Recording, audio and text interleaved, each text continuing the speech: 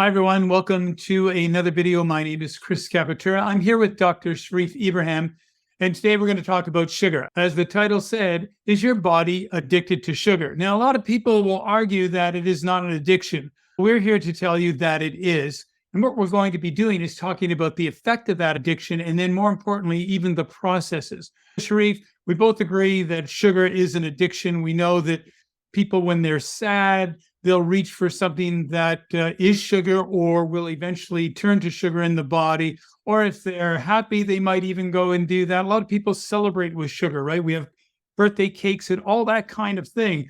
Let's talk about that addiction and very specifically about the effects on the body that sugar does have. Thank you very much indeed, Chris. This is a very important question to answer. Sugar has been with us since the 18th century without causing obesity. So what is the problem now? We have learned to make cheap sugar through a chemical process from corn. This high fructose corn syrup is very sweet, more sweet than any other sugar, and is very cheap, almost 1/10 of the cost of sugar cane. Another issue, high fructose corn syrup does not raise blood sugar. At the beginning, they say this is a healthy type of sugar, but unfortunately, it raises the insulin and causes insulin resistance through the back door, which is very clear is due to the overconsumption of sugar. And I think we would not really consume sugar more than usual if it is not addictive. So I think this is probably a very big important sign of sugar addiction. Now, that's one thing we have talked about a lot is metabolic issues. And here we are relating it directly again to sugar. If you have some time, go back, watch some of our old videos. You'll see we have quite a bit of information that we've actually recorded about that. Now, Sharif, I want to talk a little bit about sugar and dopamine. A little earlier in the video, I was talking about how we celebrate, and dopamine's that happy hormone, and sugar can actually trigger it. So can you explain how that works? The effect of sugar on us is really very interesting. Sugar stimulates our taste buds and send a signal to the reward system in our brain that produce dopamine. Dopamine is the reward hormone that makes us feel great. This is why we do not really want to let go, and we continue eating sugar to sustain this great feeling. We do not want sugar to hijack our taste buds because our taste buds play a crucial role in our nutrition. It directs us to eat food that meets our actual needs. And if we let sugar hijack our taste buds, then we are going to end up with nutritional deficiencies that can result in metabolic diseases such as obesity, diabetes, and heart disease. The other part is the behavior that happens when we are overusing sugar. Talking about the binge eating, craving, and things like, say, tolerance, the withdrawal effect of sugar.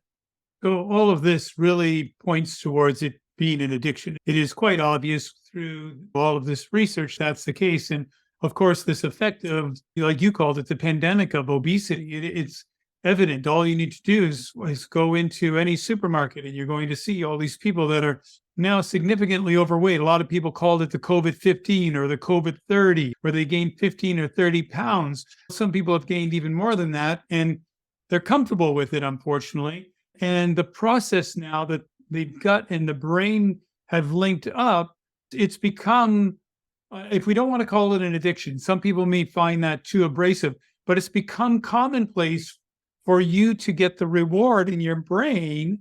We say, oh, I did something or I'm unhappy.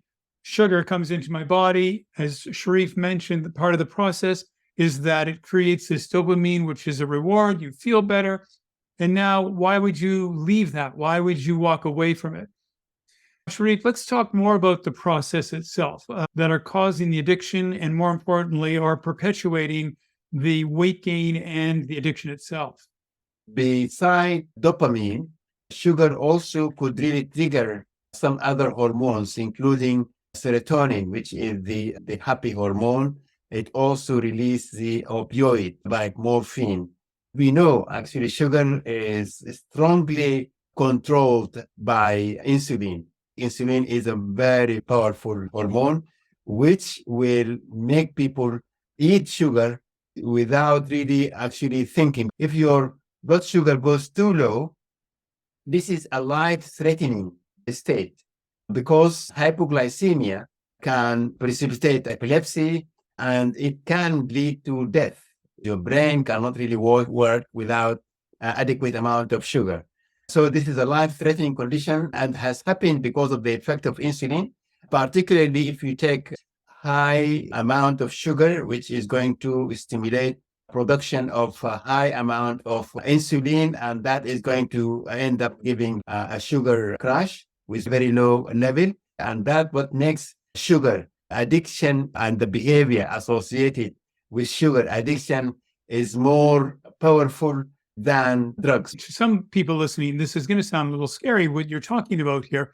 So we're going to wrap up this video, but there is another one coming out where we're going to be talking about breaking the addiction or breaking the habit of sugar. We're going to be talking about also the withdrawals and how to deal with that. So Sharif, as always, great information today. I look forward to seeing you all on the next video. Thanks for watching this one. We'll talk to you soon. Take care. Sharif and I appreciate you liking this video, and more importantly, remember to subscribe to this channel. There's a lot of content that we're going to be creating, and we don't want you to miss a single second of it.